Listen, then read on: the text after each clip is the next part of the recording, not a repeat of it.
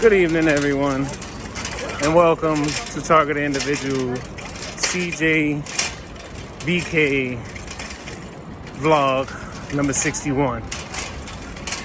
So let me tell y'all about the trying day I had today. One thing I gotta say, all thanks to the Heavenly Father, the Spirit that gives us energy, the Spirit that keeps our hearts beating every single day, the Spirit that basically gives us an opportunity to try to be better every day, even though most people just wake up never changing, but God's still trying to give them an opportunity before He decided to call them away from this world. But, so, let me tell y'all about my day today, right?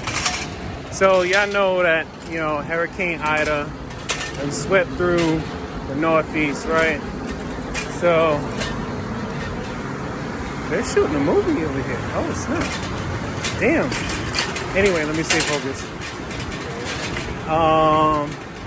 Yeah. So I just walked past the perp that said something just now.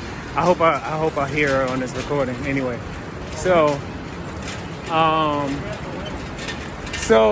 basically, all the subway trains, here in New York City were flooded.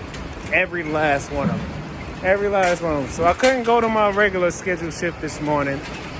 So I called out, Or obviously, if I couldn't take the bus or the train, streets flooded, subways flooded, cool. I'm not going to work today. Luckily, I picked up an extra shift yesterday. Then all of a sudden, manager hits me up. He's like, Chris, we need people. Can you come in today still? I say, you know what? If the trains are running out, come in. So I came in. Right? Came in. And, And came in. So, as you can see, it's nighttime. I don't normally work nights. So, I get over here, right? I clock in at like 12:30, 12:25, whatever time it was. And guess what's the first route that we're delivering? The truck pulls up, and the truck says 5 to 7 a.m. I'm like, damn, we doing this morning's route? So I'm like, okay, all right. So then now,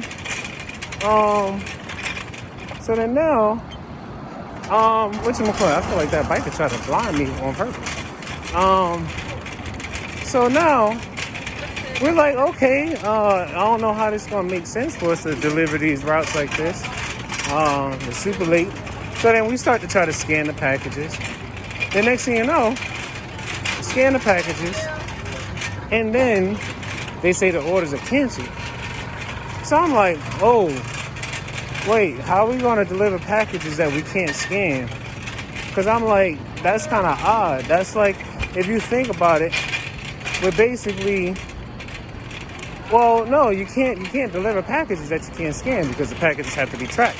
Amazon has to know that inventory is going out, and then our employer has to know who's responsible for what packages and blah, blah, blah, So I'm like, okay, let's find out what the employer says. The employer says deliver them anyway.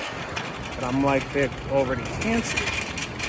So wouldn't that means if they're already canceled, that means the customer got the refund, and then also that means if we deliver the packages anyway, then that really means we're giving away free food. Now, I mean, people always mention it all the time that whenever something happens with Amazon, you end up getting a refund, and then if the person end up getting the delivery somehow, they end up keeping it. So they got a free item anyway. Probably get a refund or a second item sent to them anyway. But I'm like, this is food. So I'm like, so we giving away free food now? So I'm like, okay, whatever. I'll put it to the back of my mind. But then it dawns on me. I'm cool with the whole part that we're like, okay, they getting free food, whatever. But then I thought about it. I'm like, yo, what about my tips though? I'm like, what about my tips, though? So I'm like, am I not getting tipped for any of these orders? Because every route that I did today was a late route, Every route I did today was a late. It was like none of the time frames were for the order, was for the time that I was delivering them at. So they either were all canceled or they were all late. So I'm just like, yo. So that means I'm not getting tipped for none of these deliveries that I'm doing. Not a single one. So I'm just like, oh shit. This is some bullshit. You telling me I'm putting in this good ass physical labor and not getting tipped? I'm like, damn.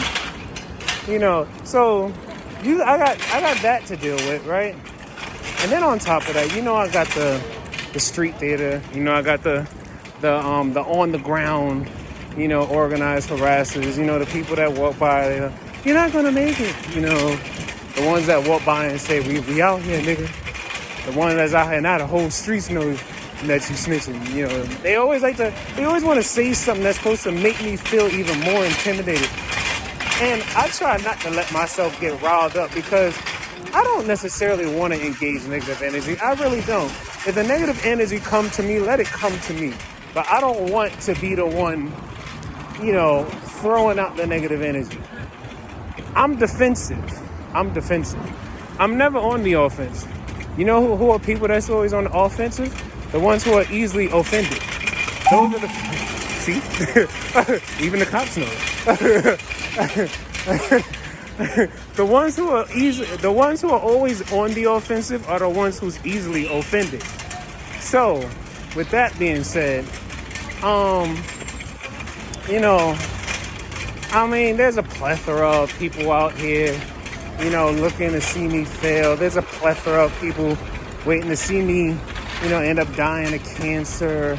There's a plethora of people out here who's trying to see if they could get me driven into a psych ward because, they're doing all this subliminal psychotronic weapon, all this type of stuff. But I'm like, yo, my frequencies are so high that God pats me on my head every single night before I go to sleep and when I wake up in the morning.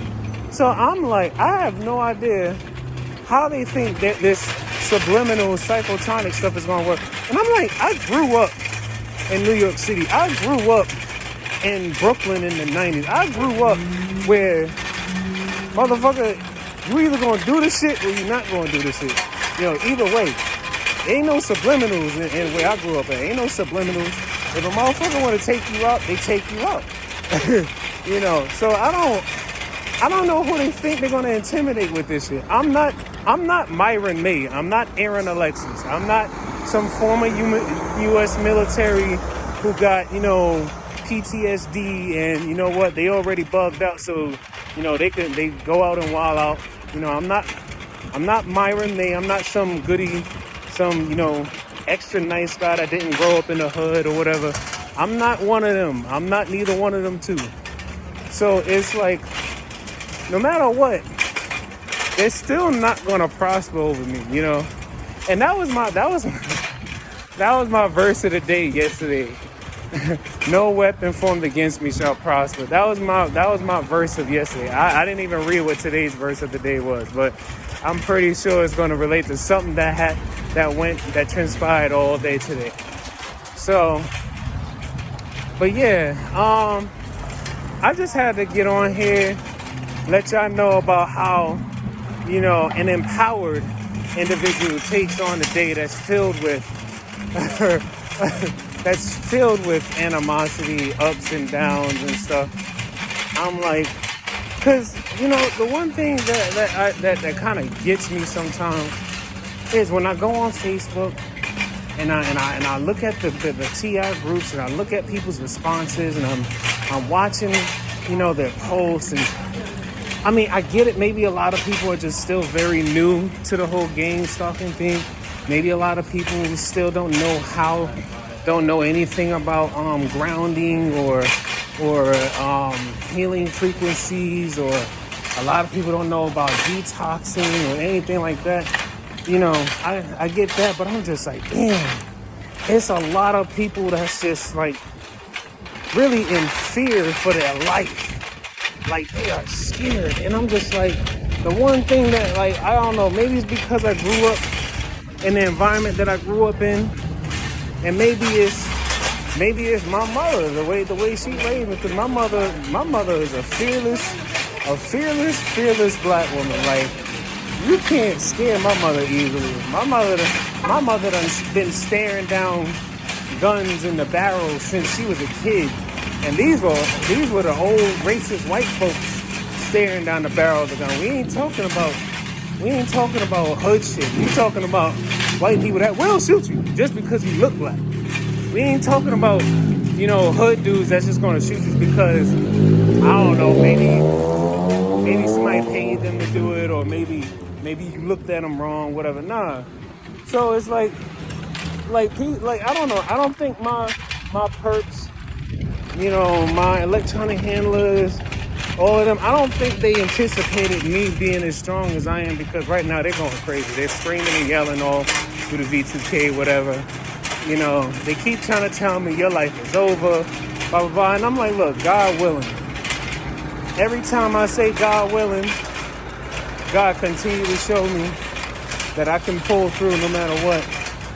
And then every time something good happens in my life, even through all of the extra stress I'm dealing with, even through all the slander, all the heckling, all the bullshit that I go through with the gang stalking, and God still blesses me anyway, I always say, look at God. And every time I say look at God, a big smile goes across my face. And that's God in itself. God is always letting me know that he is always watching me. He's always listening. He's watching my every step. God is watching to see if I'm going to allow them to bring me to a lower frequency. God is watching me to see if I would let them bring me down to their low frequency. Because I'm operating at a different frequency. Like, my frequency is like 700 right now. I'm enlightened. So, but yeah, I'm cool, and unlike anybody else, I basically, I don't know, I have accepted death as a part of life a long time ago. Probably since I was like a teenage boy or something like that. Oh, probably a preteen, because I realized death has no age limit, and it comes for anyone. It comes for everyone, actually, at any time, any place, anyhow, So I'm like, they're not going to scare me with death. They're going to be like, oh, he's scared to go to prison, though. I mean, I ain't going to lie. Who the fuck wants to go to prison? Who the fuck really wants to go to prison? That's why these motherfuckers doing shit covertly, because they're scared of going to prison. It's like, how do you say he's scared to go to prison? Nigga, y'all do shit in secrecy. How you gonna tell somebody that they scared to go to prison, but you do shit in secrecy? Motherfucker, I'm out here and I do whatever I can, but I don't be doing no felonious shit. That's the thing. I don't do no felonious shit, and they out here doing all this killing shit, all this breaking into people's homes, using electronics to sodomize people's children and elderly people and all kinds of stuff. Like, and then they got the nerve to talk about something. He's scared to go to prison. This is a weird ass world that we live in. And no wonder the world is actually slowly about to reset itself, because the way Hurricane Ida just did New York, and the sea levels are constantly rising. So I'm just thinking to myself, like, man, this ain't nothing what we got yesterday. That was nothing. We got a whole lot more coming. And the way God is angry with the world right now, I can see why they say only a quarter of the world's population is going to survive after God get done with it. Because, well, if you knew how many people was a part of this gang stalking network, this secret society network, all the secret societies, fuck just the one that I'm dealing with, all of them. I mean, think about it. Look how they trying to find a way to move to Mars. So what? The elites, they gonna fuck up the world, and then they're gonna hop on spaceships and move to fucking Mars? Really? Anyway, so yeah, I'm gonna end it here. 15-minute mark. I'm gonna try to see if I could cut my videos down a little more and more. But yeah, I'm on my way home. About to take this nice ride downhill, and yeah, go home, try to rest up a little bit, and yeah, get up and do it all over again tomorrow morning. But I'm gonna be off tomorrow night. I'm gonna go out and have fun, go and enjoy myself like I always do, because I'm not the type of TI that let them, put fear in my heart so I don't stop going to restaurants and bars like I like to go to. Nah, I'm not gonna let them do that to me. Nah, if they're gonna take me out, they're gonna take me out. But I ain't gonna let them put fear in my heart. Nope. Look at them. They trying to attack my heart right now. Anyway, like I always say, take life one breath, one thought, one step, one day at a time. Peace.